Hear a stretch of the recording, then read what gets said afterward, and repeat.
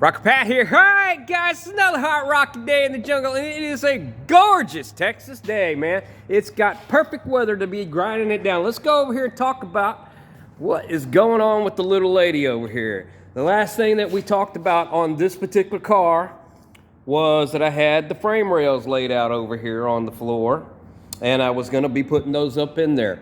Come on, let's go take a look at where I got, because I've been cut happy going on over here, and work's been going good on it and all. So let's get a catch up of what is going on with this car. All right, let's see here how best to do this. Okay, as you can see over there, I've kind of cut away a little bit more on that side. One of the challenges I've had on this car is that it ain't got a roof on it. It's painted. I can't just start welding stuff and braces and everything onto it. So it was kind of a dance on don't cut too much away too quick, because I need to put it in the air. I got things I got to do, and I don't need it falling apart, because essentially basically what was going on with everything that was damaged on it, we're literally talking about, we got from here down the center is holding this car together.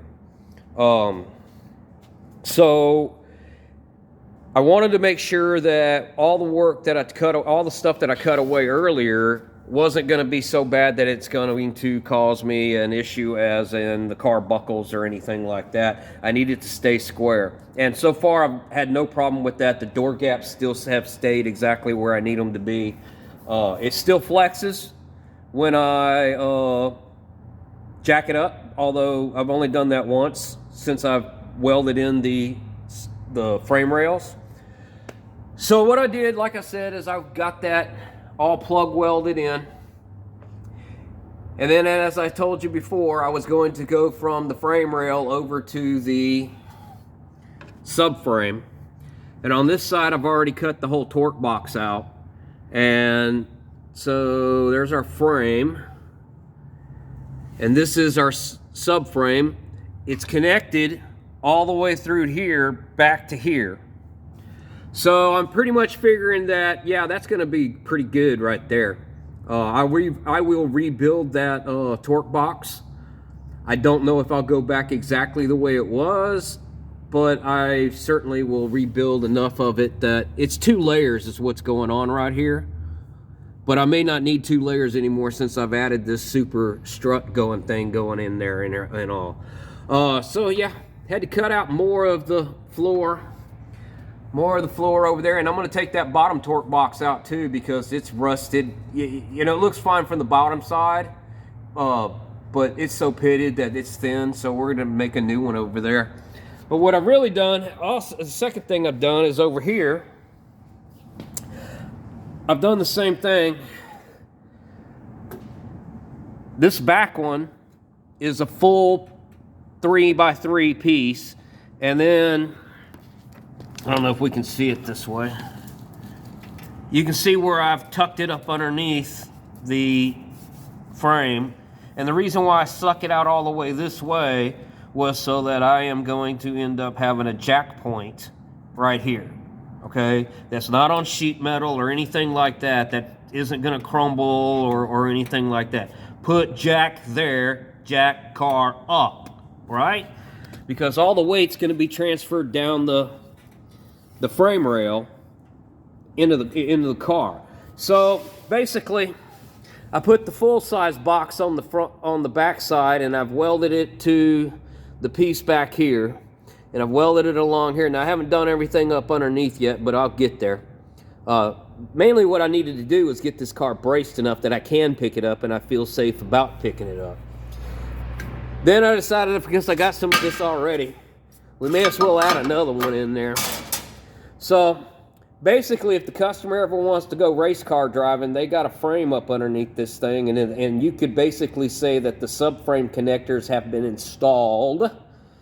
Yeah, it's not going from here to here over to tightening them together there, but I think I'm doing a pretty good job. A friend of mine that came over and got me 6 said I'm pretty much building a race car out of it, but I don't know about that. So yeah, I'm digging it. It's coming along, but I've been grinding it down today. I've got, you can see, this is how I've made this side. It's the same as on the other side. And this was the first test one and it didn't work out. Because what I know, and what I was gonna say is I'll cap the end of that like I did over there. But what I've noticed is none of this stuff's square.